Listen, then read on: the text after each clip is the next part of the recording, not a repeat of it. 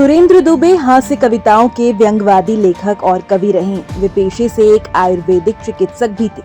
दुबे का जन्म 8 अगस्त 1953 में छत्तीसगढ़ के बेमेतरा जिले में हुआ था। उन्होंने कई किताबें भी लिखी।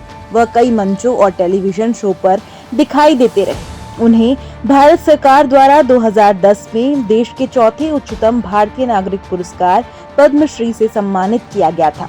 वह 2008 में काका हाथरसी हास्य रत्न पुरस्कार भी प्राप्त कर चुके हैं। वैसे तो साहित्य में हास्य और व्यंग को अक्सर हल्के में लिया जाता है, लेकिन डॉक्टर दुबे जैसे कवियों ने इसे एक गंभीर साहित्यिक विधा बना दिया।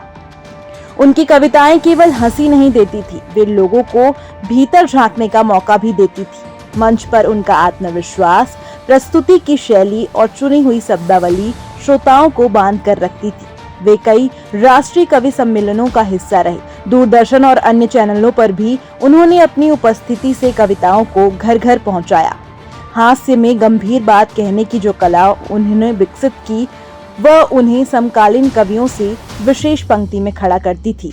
डॉक्टर दुबे को 2010 में भारत सरकार द्वारा देश का चौथा सर्वोच्च नागरिक सम्मान पद्मश्री प्रदान किया गया। इससे पहले 2008 में उन्हें काका हाथरसी हास्य रत्न पुरस्कार से भी नवाजा गया था। उन्होंने 5 पुस्तकें लिखी जो हास्य व्यंग साहित्य में मील का पत्थर मानी जाती हैं। उनका मानना था कविता केवल भावनाओं की अभिव्यक्ति नहीं, बल्कि समय का दस्तावेज भी होती है। डॉक्टर सुरेंद्र दुबे ने अपने व्यंग और हास्य से सामाजिक विसंगतियों, राजनीतिक हलचलों और मानवीय संवेदनाओं को छुआ। उन्होंने हमें सिखाया कि हंसी सिर्फ मनोरंजन नहीं, एक क्रांति हो सकती है। उनका निधन केवल एक व्यक्ति का मृत्यु नहीं, बल्कि कविता मंचों की गूंज को एक ठहराव देने जैसा है। वह आवाज जो मंच पर आते ही तालियों से स्वागत पाती थी, अब सदा के लिए मौन हो गई। डॉक्टर सुरेंद्र दुबे कई मंचों पर खुद को कभी ब्लैक टाइगर तो कभी ब्लैक डायमंड कहते थे। उनका डायलॉग टाइगर अभी जिंदा है काफी लोगों को गुदगुदा जाता था। डॉक्टर दुबे छत्तीसगढ़ी भाषा और संस्कृति के सशक्त प्रतिनिधि माने जाते थे। उनकी हास्य शैली में सामाजिक व्यंग और चुटीले तर्क होते थे जो हर वर्ग के लोगों को हंसी में डुबो देते थे।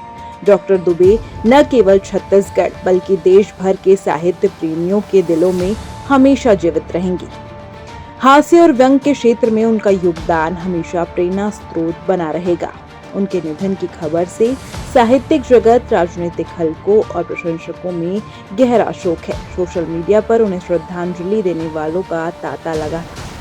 मुख्यमंत्री समेत कई केंद्रीय व राज्य स्तरीय नेताओं ने उनके निधन पर शोक व्यक्त करते हुए उन्हें युग पुरुष बताया है।